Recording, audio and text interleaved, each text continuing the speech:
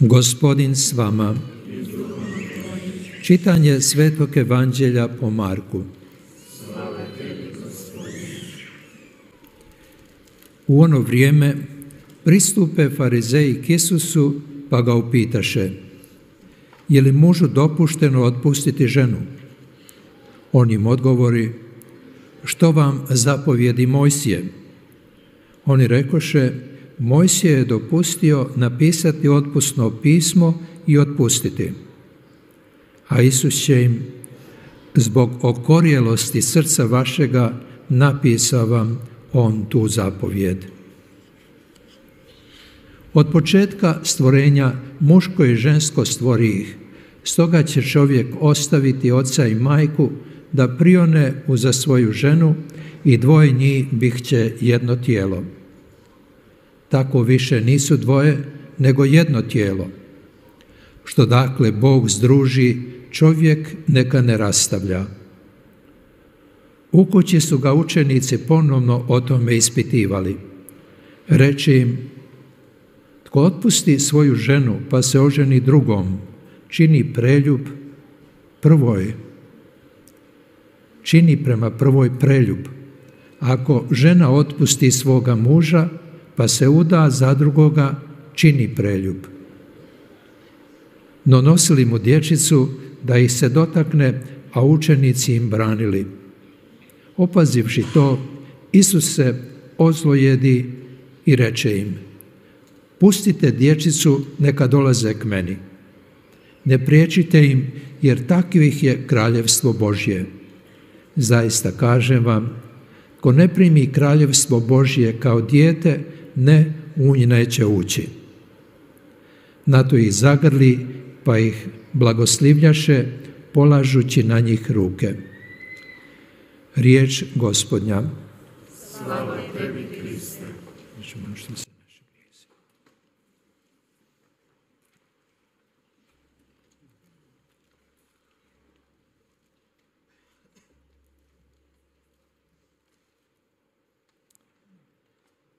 Draga braćo i sestre, svaki narod je onoliko zdrav koliko su mu zdrave obitelji. 자신의 가족이 얼마나 건강한지 여부를 알고 있습니다. 이유는 그 가정이 건강하다면 상호 사랑과 서로를 위한 희생이 존재합니다. 유명한 쿠시네 라분의 유대인은 이런 말을 했습니다. 한 번은 결혼하기 직전에 남녀 젊은이들과 면담을 했답니다. 결혼 날짜가 가까이 다가오고 있었습니다. 이렇게 물었습니다. 혹시 삶 속에서 이런 결혼 서약에 어떤 무엇인가 반대되는 것을 할 수 있습니까? 라고 물으면서 남편이 죽을 때까지 끝까지 충실하게 이 결혼 생활을 지킬 수 있겠습니까? 그래서 우리가 사랑할 때까지 우리들의 사랑이 끝까지 지속될 수 있도록 우리는 노력할 것입니다. 라는 답을 하게 됩니다. 그러나 어느 날인가 더 이상 두 사람 사이에 사랑이 없다라고 느낄 때는 어떻게 할 수 있겠습니까? 사랑이 없다면 계속 그 결혼 생활을 유지하는 것이 정당하다고 생각합니까? 그러자 그 라푸노는 그들을 바라보면서 이런 답을 했다고 합니다. 그렇죠. 불가능하겠죠. 사랑이 없는데 함께 산다는 것이 굉장히 어렵겠죠. 사랑의 서약을 했는데 말입니다. 사랑을 전제로 했기 때문입니다. 하지만 여러분들이 아시는 바와 같이 결혼 생활이 끝까지 죽을 때까지 서로가 평생 사랑하면서 살아가는 것은 쉽지 않습니다. 하지만 여러분이 결혼하기 전에 저는 여러분들에게 미리 경고하고 싶습니다. 결혼 생활을 하기 전에 여러분들이 지금 저에게 물으신 대로 결혼 생활 중에 사랑이 사라진다면 어떻게 하면 좋겠습니까? 라는 질문을 한다면 결혼을 하지 않는 것이 좋습니다. 그 결혼 생활은 얼마 가지 못할 것입니다. 정말 굳건한 사랑과 신실한 마음, 신실하게 서로를 존중하고 이해하는 마음이 있어야 합니다. 결혼 생활이라고 하는 것은 두 사람이 서로 함께 산다라는 동거라는 개념을 넘어서는 것입니다. 결혼 생활은 좋고 나쁘고 슬프고 기쁘고 모든 것들을 모두 수용하는 것입니다. 삶의 모든 어려움 괴로움과 삶의 모든 괴로움과 실망과 절망 자체까지도 수용하는 것이 결혼 생활입니다. 결혼 생활 속에서 기쁨만이 있는 것이 아닙니다. 또 우리는 함께 살아가면서 서로가 불완전하다는 것을 인정해야 하는 것입니다. 그러면서 그 라비는 이렇게 말했다고 합니다. 이런 모든 것들을 감수하고 인정할 때 좋은 결혼 생활을 이어갈 수 있습니다. 그리고 서로를 향한 믿음이 있어야 합니다. 이러한 믿음이 없을 때 가장 먼저 큰 시련이 다가왔을 때 이 결혼 생활은 무너지게 되어 있다라고 했답니다. 형제자매 여러분, 결혼 생활이라고 하는 것은 그저 분홍색의 장밋빛의 인생이 아니라는 것입니다. 그러나 우리가 분명히 알아야 하는 것은 분홍색의 장미는 가시가 잔뜩 달린 이 장미나무에서 꽃핀다는 것을 알아야 합니다. 이 결혼한 두 사람의 운명은 모든 것을 함께하는 것입니다. 서로에게 선물이 되는 생활입니다. 서로에게 책임을 지는 생활입니다. 서로가 서로에 대한 책임을 지고 살아가는 동거의 생활입니다. 이런 관점에서 일치했을 때 이러한 결혼 생활을 하나님께서는 축복해 주십니다. 하나님께서는 사람들에게 서로 사랑할 수 있는 가능성, 사랑받을 수 있는 가능성을 부여하셨습니다. 결혼 생활이라고 하는 것은 그저 신랑 신부가 그 결혼하는 날 어떤 선물 상자를 받는 것으로 끝나는 것이 아닙니다. 결혼 생활 부부는 날마다 자신들의 삶 속에서 함께 하기를 연습하는 것입니다. 결혼 생활은 이런 생활의 초기일 뿐입니다. 시작일 뿐입니다. 그래서 결혼 생활의 축제의 모든 분위기는 그날이 끝나겠지만 결혼 생활 자체는 평생을 지나갑니다. 그래서 부부들은 이기적인 사랑이 아니라 상호적인 사랑 속에 살아가야 합니다. 그래서 이 두 사람은 자신들의 결혼, 자신들의 사랑이 어디까지 도달하는지를 매일 시험하면서 그것을 확인하는 것입니다. 이러한 사랑의 생활, 일치의 생활에 얼마나 투자를 했는지에 따라서 많은 것을 얼마나 받은지 여부가 달려 있습니다. 사랑이 성숙해야 합니다. 부부의 사랑이 성숙해야 합니다. 그렇기 때문에 결혼 생활은 많은 희생을 요구하고 있습니다. 성숙함과 개방성과 희생을 요구하고 있습니다. 누군가는 이런 말을 했습니다. 물고기가 어항에 살 때는 괜찮다, 평화롭게 살지만 두 사람을 조그만 공간에 함께 살게 한다면 즉시 문제가 일어난다고 했습니다. 그 안에는 선과 악이 함께하고 긍정적이고 부정적인 것이 함께 섞이면서 거기에는 두려움과 희망이 섞이고 있기 때문이라고 했습니다. 바로 이것이 서로의 차이점과 서로의 삶의 다른 관점을 서로 받아들이고 이해할 때 상호 성숙으로 이어져 갈 수 있습니다. 결혼 생활에는 여러 태풍이 있습니다. 어려움이 있습니다. 자신들의 삶 속에서 만나는 이러한 것들을 제대로 이겨나갈 수 있는 투자가 필요합니다. 서로가 서로의 행복이라고 하는 것은 각자가 얼마나 상대편을 받아들이고 상대편의 어려움을 감수하느냐입니다. 그래서 부부가 서로를 사랑하는 것입니다. 그래서 자신만의 사랑이 아니라 상대편을 향한 사랑을 우선적으로 생각해 줄 때 결혼 생활에서 성공할 수 있습니다. 바리사이들은 예수님께 질문을 합니다. 또 제자들도 같은 질문을 했습니다. 그때 예수님께서 답하신 것은 이러한 결혼 생활이야말로 하느님께 뿌리를 두고 있다고 했습니다. 하느님께서 남자와 여자를 하나로 일치시켜 놓았고 이것을 갈라놓을 수 없다라고 하셨습니다. 예수님께서 제자들에게 말씀하고 계실 때 즉 이 아주 중요한 주제에 관해서 즉 결혼 생활이라는 주제에 관해서 말씀하실 때 예수님께서 보신 것은 거기에 어린아이들이 예수님께 다가가는 것을 막고 있었습니다. 여기에 또 다른 가르침을 하십니다.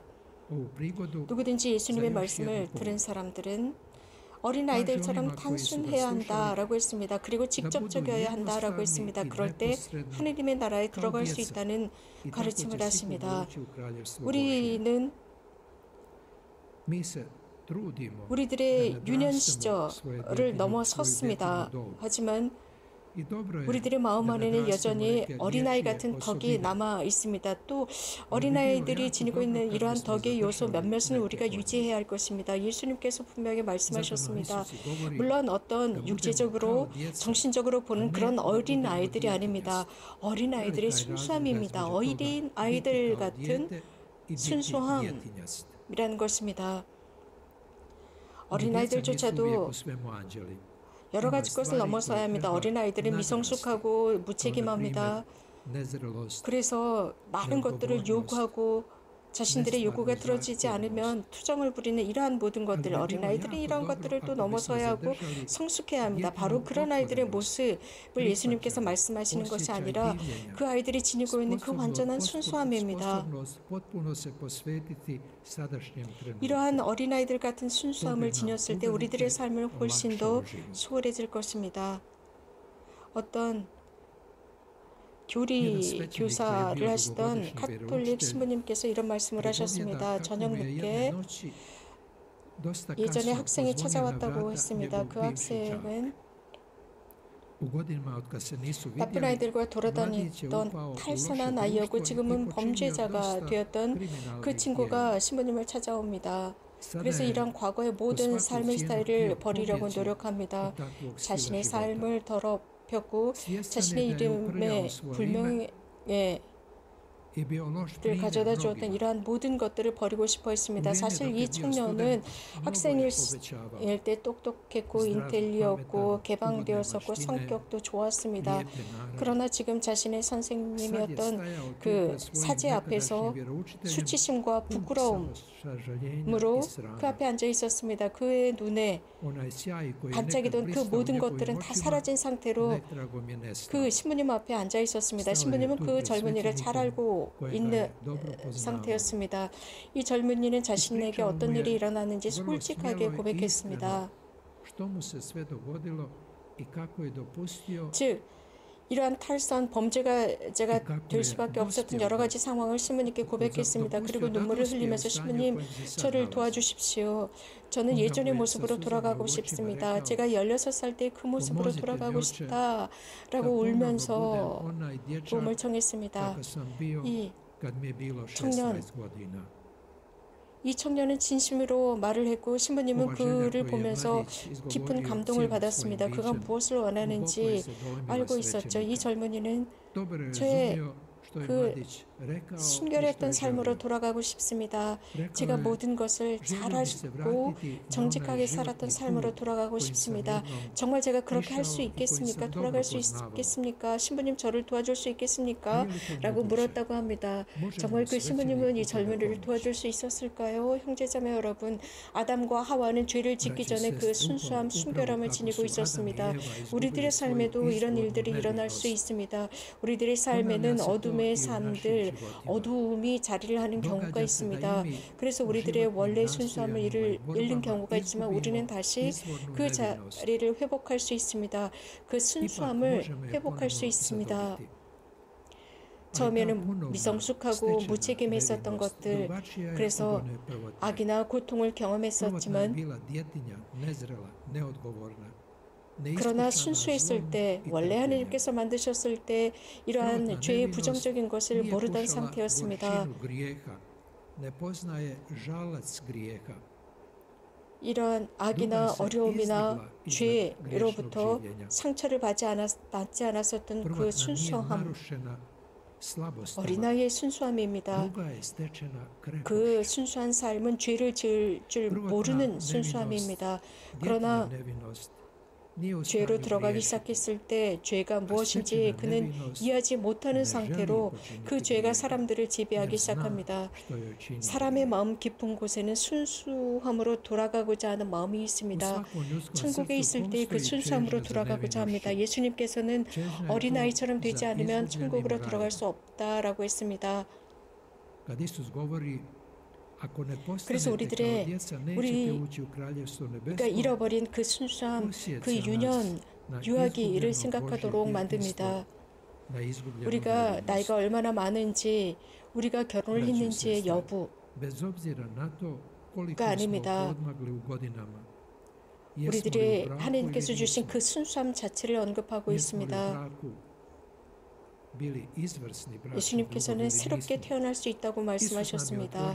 하나님의 자녀들로 새롭게 태어날 수 있는 가능성을 제공하십니다. 특별히 오늘은 우리들의 가정들을 위해서 기도합시다. 우리들의 가정에 건강해질 수 있도록 기도하고 또 가정 안에서 상호 사랑과 서로 존중을 가지고 서로에게 도움의 손을 펼치면서 우리들의 가정이 건강하게 될 수 있도록 기도합시다. 모든 민족의 가정들이 건강할 수 있도록 기도합시다. 그래서 영원한 가정의 삶으로 들어가도록 지향을 두면서 이 미사에 참여합시다. 아멘.